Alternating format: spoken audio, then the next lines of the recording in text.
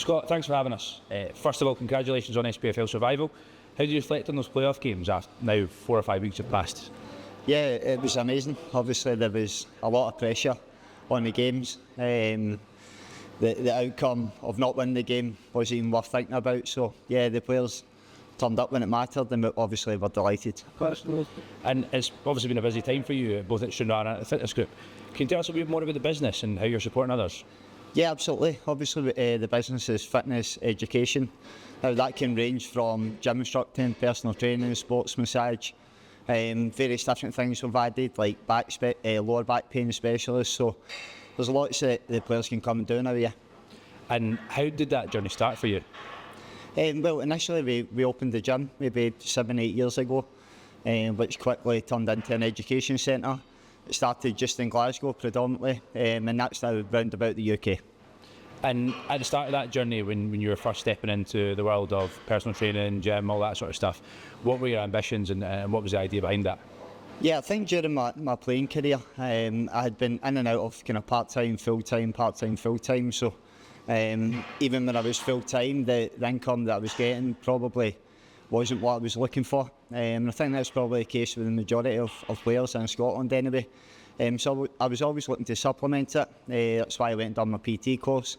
I think it fits naturally, fitness with footballers and the skills that they already have. So I was always looking to see what's next. And that started with personal training, leading into tutoring.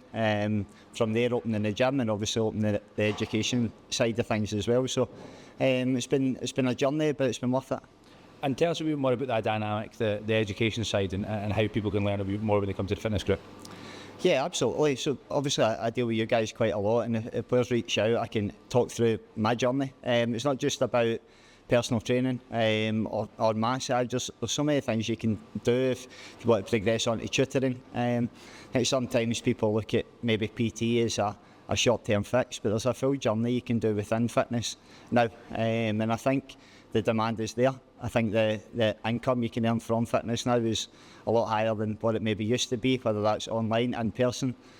So yeah, there's a lot of huge opportunities within it. Mm-hmm. And for any potential PFA Scotland members that were looking to step into that, what's the structure, how long does it take, what's entailed, what's that sort of stuff? Yeah, there's different ways you can study. You can study full-time in an intense course. Now that will run for 5, maybe 6 weeks, Monday to Friday from 9:30 to 4:30. So if you've got the time available, you might be in between clubs, you can come in and do that. Our Glasgow base, we've got one in Edinburgh as well, with boys obviously based through there.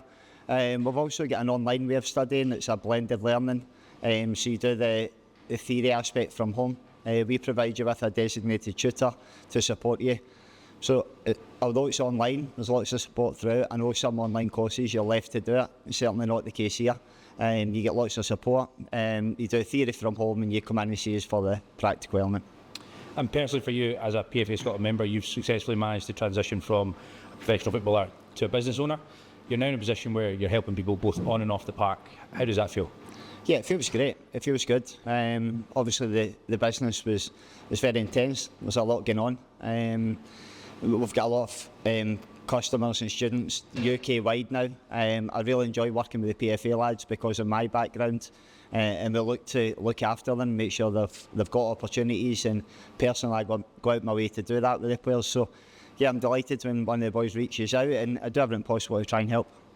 And obviously now in your first role in management, obviously managing different demands, I'd imagine, as to when you were playing. How is that in terms of balancing that off with the business side of things? It's very similar in terms of my role with both. Obviously, with the business, we've got lots of staff now, so obviously managing that. So I've been used to managing people for a long time. I'm only maybe 18 months into the football management, but in terms of the skills, I think I've been doing it for a long time. So it's something I enjoy. I enjoy sitting down and chatting to people and trying to help them, whether that's on the pitch, off the pitch, whether it's both a lot of the time as well. So yeah, I think both roles align quite nicely. Brilliant. And you were involved in our talent showcase earlier last month. Yeah. How was that experience, obviously going into that with both hats on, with Stranraer FC and the fitness group? Yeah, it was great. It was great because obviously I was there on the Friday representing the fitness group, and trying to help players, and it gave me an opportunity to build a relationship with boys before I've seen them on a Saturday playing. So I think it works quite well when I speak to players, especially speaking to footballers. I've obviously got the background myself. I can relate to where they're at in their career. I can help them understand what can be achieved, because my biggest fear is they think it's short term or it's a quick buck to go on PT, but I try and help them understand this could be a career, and one that you'll have for a long time. So yeah, I really enjoyed the showcase game. I thought the game on Saturday was great, lots of talent there, and catching up with the boys on Friday probably gave me an upper hand on that as well. And from the game itself, you've signed one of the players. You obviously identified someone who could fit into your system, fit into your club. How was that, and how's he been since? Yeah, he's settled in fine. Obviously, Mo's come in, and I went into the game specifically looking for a type of player, and Mo probably fit that bill. It's quite difficult because a lot of the players done well, and when you reach out, because the way it's set up, they've got lots of options by the end of it. So it's a brilliant opportunity for the players. They probably go from not having options to having multiple. So yeah, I had to speak to Mo and convince him that we would be the right place for him, and I'd be the right manager for him. And yeah, I'm delighted he's come in. He's a young lad. He's got a lot to learn, but he's progressing fine. And great to hear that. And for members who are potentially exploring new opportunities away from football, what would you say to them, whether that be pursuing something with a fitness group or something on a broader scale? Yeah, I think my advice would always be do something round about your football, whether it's fitness or the other things that you guys offer. I think maybe 20 years ago it was frowned upon to do things alongside your football a little bit, almost take your eye off the ball, so to speak. But I think it's completely changed now. I can only speak personally for myself. When I started doing other things round about full-time and part-time, my football actually progressed. I felt more intelligent in terms of my knowledge with food and things like that, with the fitness stuff, and it took the pressure off a wee bit. There is pressure for players to chase contract after contract. So yeah, if you can build another career round about it, why not?